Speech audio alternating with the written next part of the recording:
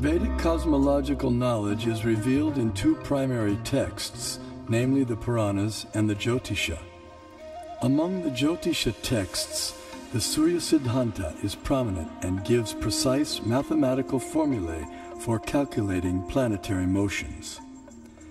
The Surya Siddhanta contains extraordinary astronomical calculations which predate modern science itself.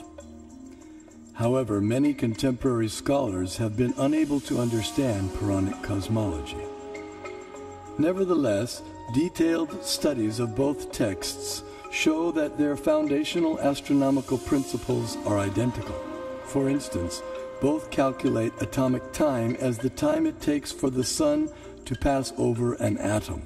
Similarly, both texts calculate the frequency of planetary revolutions in terms of their retrograde motion with respect to the zodiac.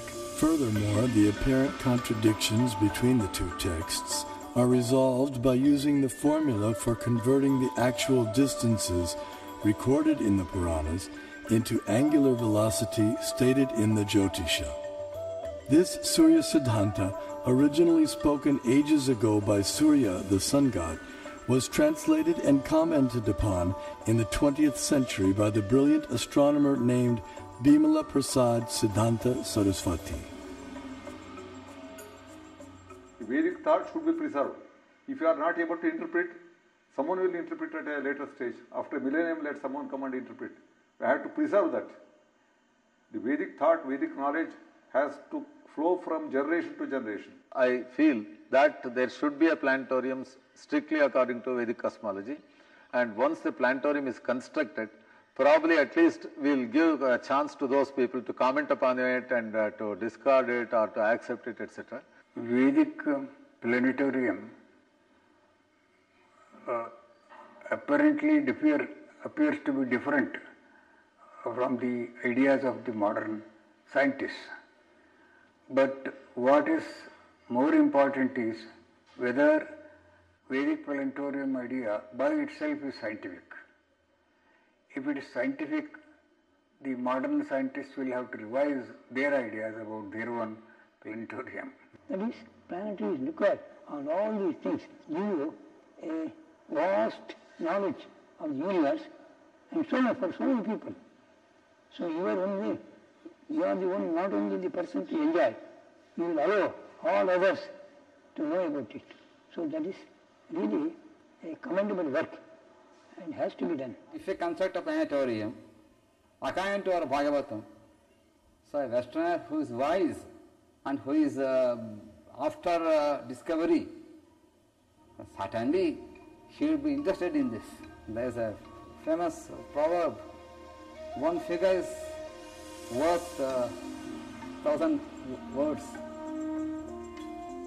I think I can extend this proverb. One model is worth 1,000 figures. Even if you put a number of figures, you will not get the correct picture. So if you construct a three-dimensional model, then certainly we can perceive things better. Albert Brush Ford, the great-grandson of automobile magnate Henry Ford, speaks about how he became involved with the Vedic planetarium. I was in Detroit in 1976. We had purchased the Bhaktivedanta Cultural Center and had spent a year getting it fixed up, and Prabhupada came for a visit.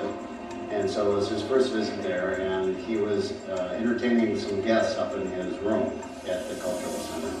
And he was explaining to them about the Vedic planetarium. And so after he talked to them for a while, he turned to me and he said, so how do you like this idea about Vedic planetarium? And I said, it's a very nice idea still, probably, because it sounded like a very interesting idea. And so he said, kind of half jokingly, okay, you can help finance. You know, and then we all laughed, myself and some of the other devotees had a good laugh. But just at that moment, someone took a picture. So at home, I have that picture sitting on my desk. So at that moment, Prabhupada planted the seed that I should be involved in helping to finance the Temple of Vedic Planetarium. So 30 years later, here I am.